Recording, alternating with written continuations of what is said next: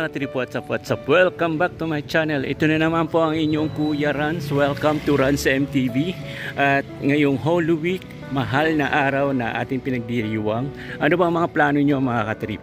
Kayo ba'y uuwi ng probinsya or magbabakasyon, magkitika or mananalangin, sisimba at higit sa lahat yung tinatawag na bisita iglesia sa mga simbahan. So, isa na po ako dyan na magbibisita iglesia. Pero bago po yan, kung bago ka pa lang sa channel ko, so please mag-subscribe ka na, i-click mo yung bell na yan para ma-notify ka ni YouTube sa mga latest video vlog na pinopost ko. And please do not skip ads para makatulong yan sa ating channel.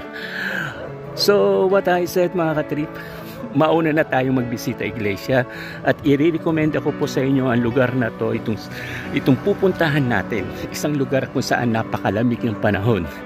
So kapag sinabi ko yan, speaking of cold weather, yan po ay sa Baguio. Yes, may pupuntahan tayo dito sa Baguio City at this is my first time na mararating ko ito. Ito ang The Lourdes Grotto dito sa Baguio City.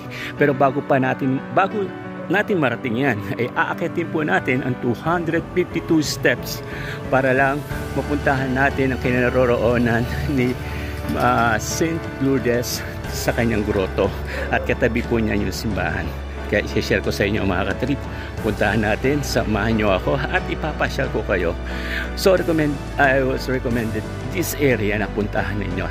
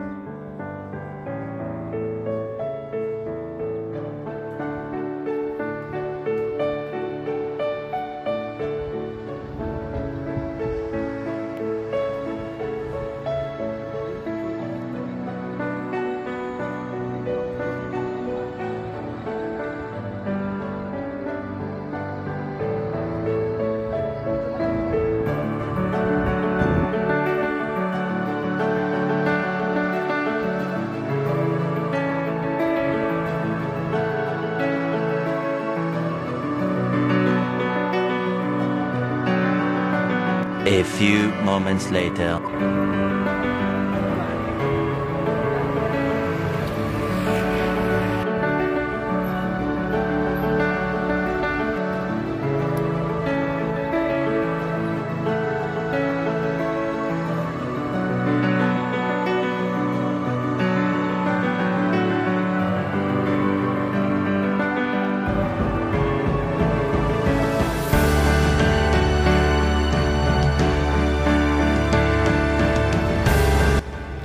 So yan mga katrip, di ko alam kung ilang step to, pero ito po yung daan paakyat para kay Mama Lourdes.